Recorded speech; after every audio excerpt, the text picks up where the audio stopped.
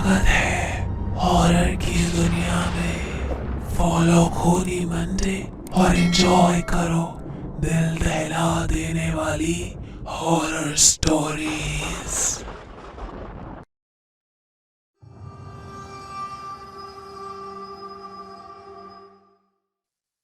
Spain में समुद्र से लगा एक छोटा सा पहाड़ी शहर है सेंटा लूसिया। सफेद दीवारों वाले घर, छोटी छोटी गलियां और हर घंटे चर्च की घंटी की आवाज। दिन के वक्त ये जगह एक पोस्ट कार्ड, एक पेंटिंग जैसी लगती है, लेकिन रात होते ही सेंटा लूसिया की हवा में एक अजीब सी ठंडक घुल जाती है। ये कहानी 19 साल के मैटियो गुरेरो की है, जो हाल ही में स्पेन के मैड्रिड से सेंटा लूसिया आया था। वो एक आर्किटेक्चर स्टूडेंट था जो पुराने यूरोपियन टाउन्स की बिल्डिंग्स स्टडी और डॉक्यूमेंट करता था। सेंटा लूसिया के एशियन चर्च और 100 साल पुराने घर उसके रिसर्च का हिस्सा थे। सेंटा लूसिया एक बहुत ही सुंदर सा टाउन था, लेकिन बेहद खामोशी थी वहां। मैटियो ने नोटिस किया कि शाम होते ही लोग जल्दी जल्दी अपने घर चले जाते हैं। कोई भी आदमी अंधेरा होने के बाद बाहर घूमता हुआ नहीं दिखता था।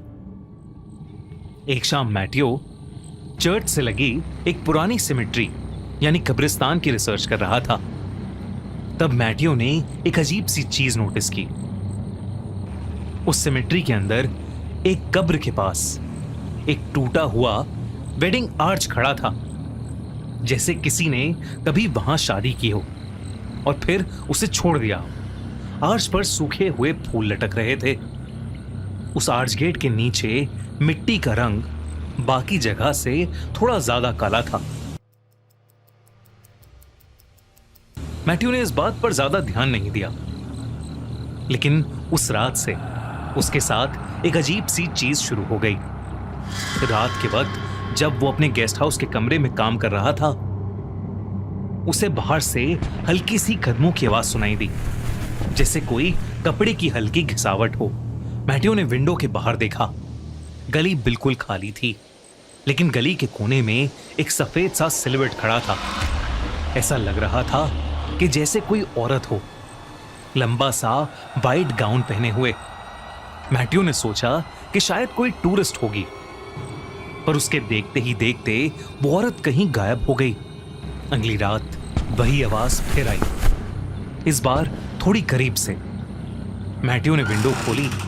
गर्मी के मौसम में एक बेहद ठंडी सी हवा कमरे में घुस आई और उसे लगा कि जैसे कोई अभी अभी उसके गेस्ट हाउस के सामने से चलकर गुजरा हो। नीचे पत्थर की सड़क पर कुछ निशान थे, जैसे किसी ने गीली मिट्टी से चलकर फुटप्रिंट्स छोड़े हों, और वो फुटप्रिंट्स सीधा उस पुराने सिमेट्री की तरफ जा रहे थे। मैटियो से रहा नहीं गया और वो इन कदमों के निशानों को फॉलो करते हुए सिमेट्री पहुंच चुका था। चर्च की घंटी बजी। रात के 2 बज चुके थे। दूर दूर तक वहां मैटियो के अलावा और कोई भी नहीं था। मैटियो सिमेट्री के अंदर घुसा। वहां हवा और भी ज्यादा ठंडी थी। पुराने क्रॉसेस और ग्रेवस्टोन्स के बीच से गुजरते हुए मैटियो उस टूटे हुए वेडिंग आर्च तक पहुंच गया। वही आर्च जिसे उसने एक दिन पहले देखा था। और तब मैटियो ने पहली बार उसे देखा। आर्च के नीचे एक औरत खड़ी थी, सफेद वेडिंग गाउन में,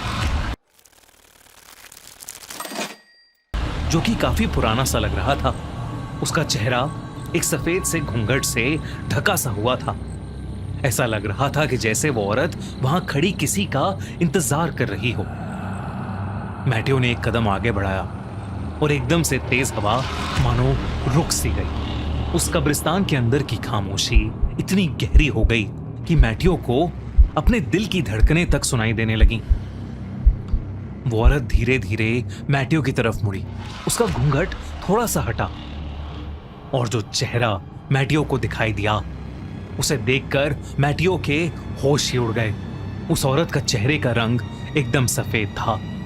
आंखें ऐसी भयानक जैसे किसी आत्मा ने उसे पोजेस कर रखा हो, और चेहरे पर खून के निशान थे जो शायद जम चुके थे, जैसे कई सालों पहले वो औरत खून के आंसू रोई हो। मैटियो ने नोटिस किया कि उस औरत के पैर जमीन को छू ही नहीं रहे थे। मैटियो का पूरा शरीर ठंडा पड़ गया और वो जैसे फ्रीज सा हो गया। पर इससे पहले कुछ होता, वो औरत हवा में घुलकर अचानक ही गायब हो गई। मैटियो पूरी रात नहीं सोया। सुबह जैसे ही गेस्ट हाउस का बूढ़ा केयरटेकर वहां आया, मैटियो ने उससे उस औरत के बारे में पूछा। केयरटेकर ने पहले कुछ नहीं कहा, लेकिन जब मैटियो ने उस कब्रिस्तान के वेडिंग आर्च का जिक्र किया तो उस केयरटेकर का चेहरा सफेद पड़ गया। उस बूढ़े केयरटेकर ने बताया कि यह कहानी 1889 से शुरू होती है। उस साल सांता लुसिया में एक शादी होने वाली थी। दुल्हन का नाम था इजाबेला रोमेरो और दूल्हा था हावियर मोरालेस। टाउन के सबसे खुश कपल के रूप में उनकी शादी सेलिब्रेट हो रही थी। मंडप उसी कब्रिस्तान के पास बनाया गया था क्योंकि चर्च में रेनोवेशन का काम चल रहा था। शादी की रात सब लोग इकट्ठा हुए। इजाबेला अपने वेडिंग गाउन में मंडप तक पहुंची, लेकिन उसका दूल्हा कभी आया ही नहीं। बाद में पता चला कि हावियर शादी से कुछ घंटे पहले ही सांता लुसिया छोड़कर किसी और लड़की के साथ भाग गया था। इजाबेला ने पूरी रात उस मंडप के नीचे उसका इंतजार किया। रात ठंडी होती गई और सुबह होने से पहले इजाबेला वहीं गिर गई। उसका दिल बंद हो चुका था। कुछ लोग कहते हैं कि उसे एक बहुत बड़ा सदमा लगा था, जिसकी वजह से उसकी मौत हो गई। इजाबेला की बॉडी को उसी कब्रिस्तान में दफन कर दिया गया। लेकिन उस रात के बाद सांता लुसिया में एक अजीब चीज होने लगी। कभी कभी रात के वक्त लोग एक सफेद वेडिंग गाउन में एक औरत को उस कब्रिस्तान के आर्च गेट के नीचे खड़ा देखते हैं, जैसे वो अभी भी किसी का इंतजार कर रही हो। लोग उसे डेड ब्राइड या कॉर्प्स ब्राइड बुलाते हैं। मैटियो इस कहानी को सुनकर घबरा चुका था। कल रात उसने भी उस डेड ब्राइड को देखा था। उस रात मैटियो जब अपने कमरे में था, उसने फिर से वही आवाज सुनी। इस बार वो कदमों की आवाज सीधा उसके कमरे के बाहर तक आई और फिर हवा में एक अजीब सी स्मेल आने लगी, गीली मिट्टी और पुराने फूलों की। मैटियो अब घबराने लगा था। उसने धीरे से दरवाजे की तरफ देखा। दरवाजे के नीचे से एक परछाई नजर आ रही थी, जैसे कोई बिल्कुल दरवाजे के सामने खड़ा हो। और फिर उसके कमरे का दरवाजे का हैंडल अपने आप धीरे धीरे हिलने लगा। गेट खोलो। घबराहट के मारे मैटियो के पसीने छूटने लगे। तभी हैंडल हिलना रुक गया और फिर धम से कमरे का दरवाजा अपने आप खुल गया। मैटियो की चीख निकल गई, लेकिन दरवाजे पर कोई था ही नहीं। और कुछ सेकंड्स बाद कदमों की आवाज वापस दूर चली गई। पर तभी मैटियो की नजर उसके कमरे की खिड़की पर गई। खिड़की के बाहर वही भयानक दिखने वाली औरत खड़ी थी, उसी सफेद वेडिंग गाउन में, अपनी भयानक आंखों से मैटियो को ही घूरती हुई। और फिर अचानक ही वो गायब हो गई। मैटियो फिर से रात भर नहीं सोया और सुबह होते ही उसने ये सब जाकर चर्च के प्रीस्ट को बताया। और उस प्रीस्ट ने कहा कि आज तक किसी ने उस डेड ब्राइड को ऐसा करते नहीं देखा।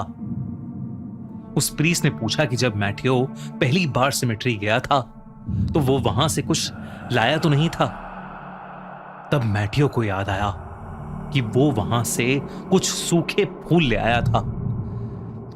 प्रीस्ट ने कहा कि शायद इसी वजह से वो आत्मा मैटियो के घर तक आ गई है और शायद उस आत्मा को ऐसा लग रहा है कि उसका दूल्हा उसे लेने वापस आ गया है।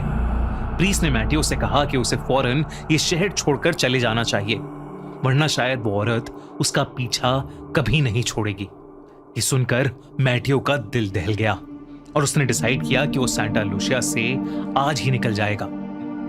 लेकिन जब मैटियो सामान पैक करने अपने घर वापस गया तो उसने देखा कि डोरस्टेप पर गीली मिट्टी के निशान बने हुए थे, बिल्कुल वैसे ही जैसे सिमेट्री के पास थे। मैटियो को अब डर लगने लगा था। वो जल्दी से जाकर अपनी पैकिंग करने लगा। तभी उसने खिड़की से देखा कि आसमान का रंग बदल रहा है और काला पड़ रहा है। तभी अचानक घर की लाइट्स जल-बुझ करने लगीं और एकदम से घर में अंधेरा हो गया। तेज बारिश शुरू हो गई और बिजली कड़कने लगी। और तभी एक और बार बिजली कड़की और वो औरत मैटियो के सामने आ खड़ी हुई। मैटियो उसे देखते ही जोर से चिल्लाया। गेस्ट हाउस का वो बूढ़ा केयरटेकर बस वहां पहुंचा ही था। उसने बाहर खड़े खिड़की के अंदर देखा। मैटियो घबराते हुए चिल्ला रहा था और उसके सामने एक सफेद गाउन में भयानक औरत खड़ी थी। वो भागा भागा घर के अंदर गया, मैटियो के कमरे तक पहुंचा, लेकिन तब तक बहुत देर हो चुकी थी। मैटियो वहां था ही नहीं। कुछ घंटों बाद मैटियो की डेड बॉडी मिली, उसी कब्रिस्तान के अंदर, उसी वेडिंग आर्च के नीचे, गीली मिट्टी में ढकी हुई। उस दिन के बाद से सब लोगों ने मान लिया कि वो डेड ब्राइड की आत्मा मैटियो को अपना दुल्हा मानकर उसे हमेशा के लिए अपने साथ ले गई। दोस्तों, कैसी लगी आपको कॉर्प्स ब्राइड की कहानी? अगर ये कहानी आपको अच्छी लगी तो जल्दी से हमारा चैनल खूनी मंडे सब्सक्राइब कर लो और देखते रहो हर हफ्ते ऐसी ही दिल दहला देने वाली हॉरर स्टोरीज।